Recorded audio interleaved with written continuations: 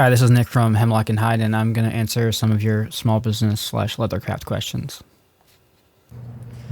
One of the biggest questions that we get is how do I turn my hobby, my side hustle into a full-time business, something that can support myself or my family and be something that I enjoy doing and continually want to do.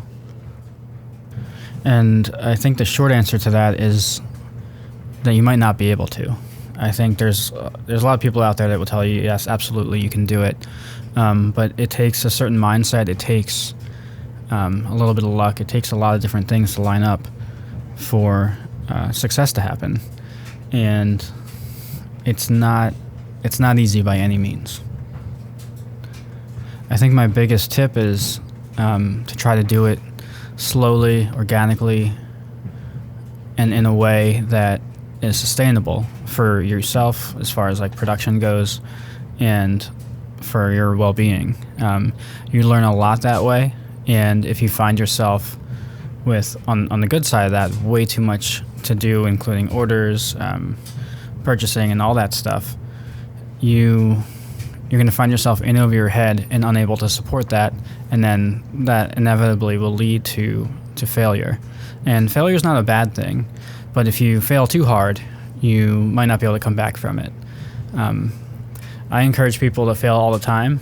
You should take little risks where you can and learn from them. You should always be learning from what's worked, what hasn't worked, and you'll be in a really good mindset to push yourself forward.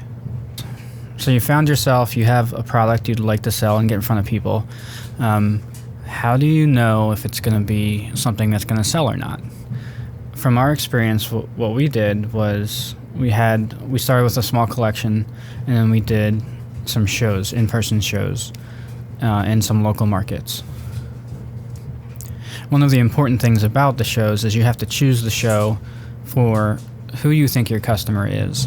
So if you're going to a flea market in the middle of nowhere trying to sell a $5,000 bag, that's not going to work out for you. So you have to be very intentional about what market you choose and who's going to those. And one of the easiest things you can do is just go to some markets on the weekends and see how they do, who goes to them, what other vendors are there. Are they vendors that fit in with what you're selling, or do you offer something completely different? If it's something completely different, does it still fit in with everything in the aesthetic, the target market, and all that? Or is it just way out in left field, like going to a rural area trying to sell, something crazy? And if you find a market that you like, and then you apply for it and get in, you're just basically watching everything that happens and trying to take as much information in as possible from potential customers, how they interact with your product, what they say about it, what they don't say about it, if they like the color, if they don't like the color. You're trying to figure out as much as possible from that, and you want to find out, are people going to buy this from you? Do they want it? And are they willing to put their money down and purchase it? And then once you have a bunch of purchases, you can kind of figure out, okay, how can I hone my target market against what I imagine that person is? And I think for some people, it might be best just to pretend that that's a person, like an actual person. Like pretend it's your friend Steve that does, what does Steve do? Do they go kayaking? Like what hobbies does Steve have? Where do they hang out? And then if you think about it that way, you can kind of figure out where they are even in the digital space, like what platforms do they use? What do they like to look at? What other kind of co-hobbies do they have that maybe align with yours? What kind of aesthetic do they like? What kind of clothes do they wear? You can learn as much about this person, this imaginary person, to help you craft your messaging and your marketing to that person, to see if you can do that the best you can, and to see if it's effective. And if it's effective, great. If it's not, you go back to the drawing board. So you always have to be dissecting what's going on, what's happening, and what you're learning. Whether your market was a successful market or whether it wasn't, you're going to learn something for the next time. And you might find that there just isn't a market for your product. People don't want it, or your pricing strategy is wrong. or you're in a market with 10 other wallet vendors or belt vendors. You're gonna find out pretty quickly what works and what doesn't work. I think the big gap in people's minds is between what they've experienced and what they imagine could be, or like what they want to happen. So there's nothing really you can do besides go gain some experience. It almost doesn't matter what it is.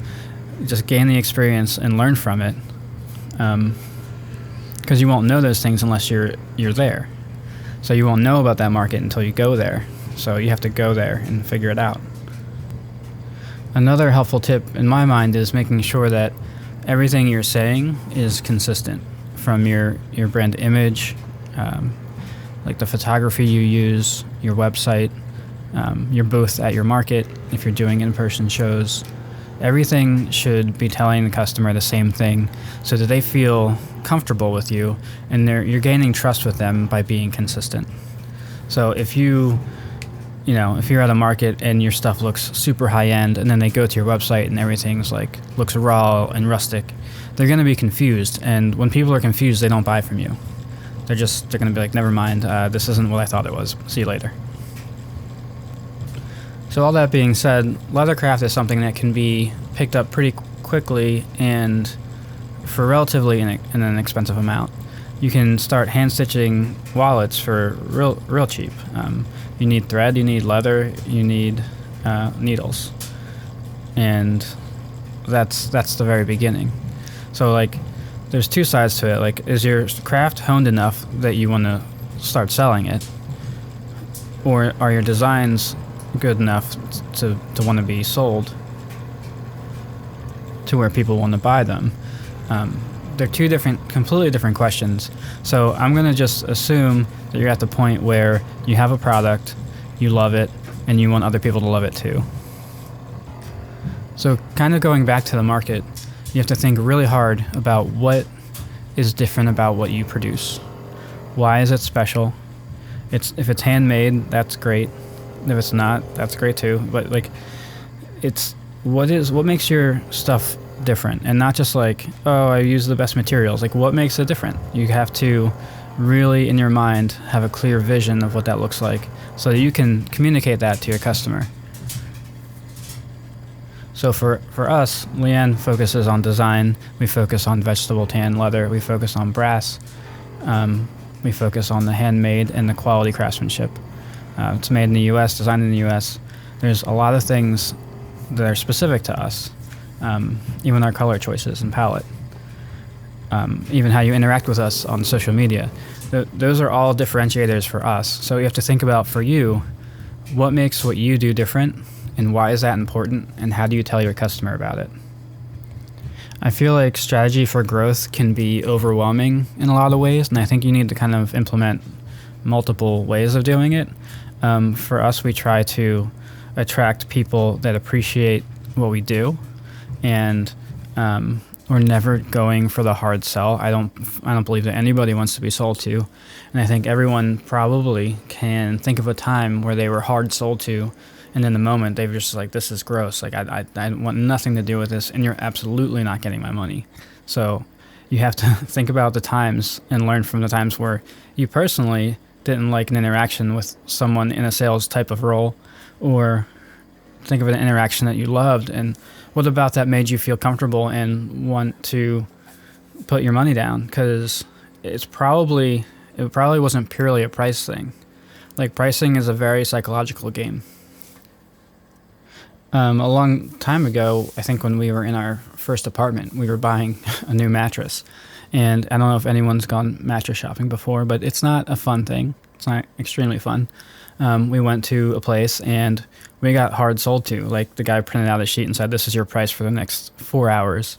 And I was like, whoa, like, really? This is a mattress. This isn't like life or death. Like, I was really confused and really put off by that interaction.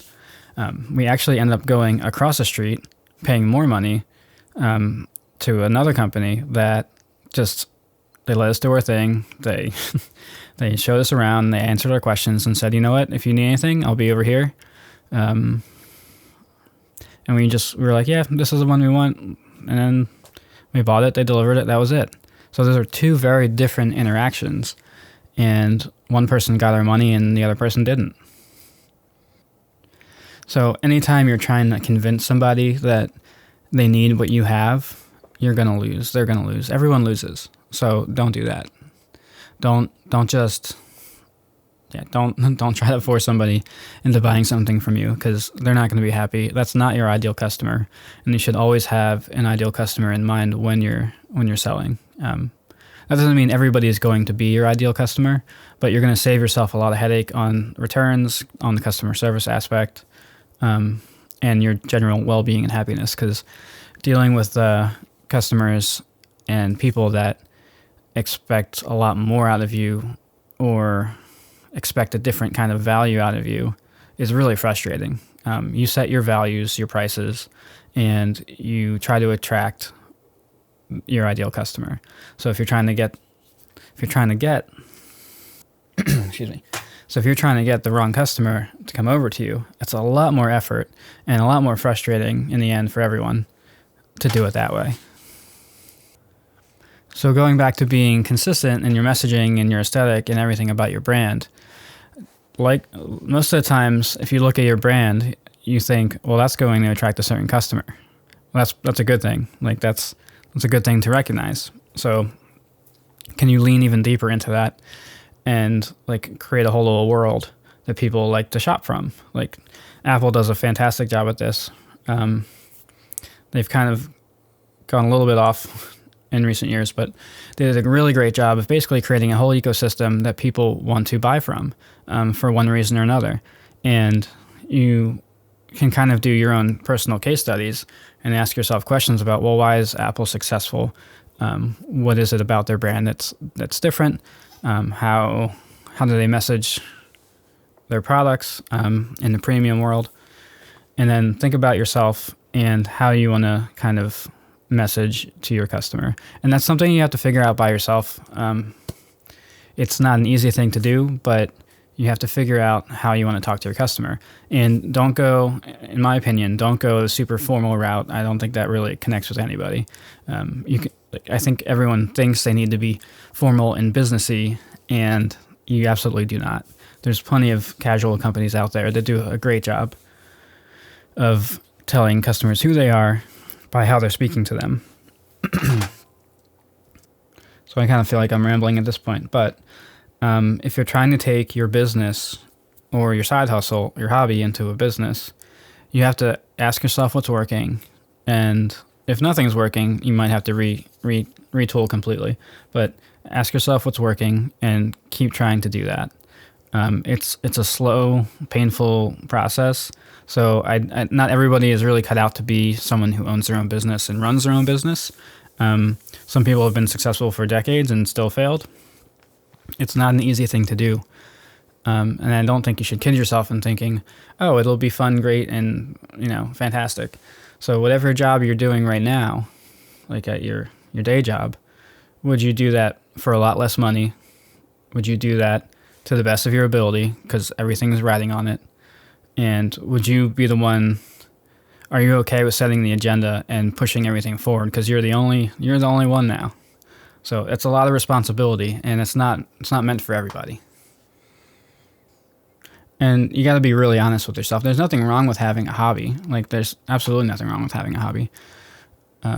But you have to ask yourself, are you serious about making this your full-time job?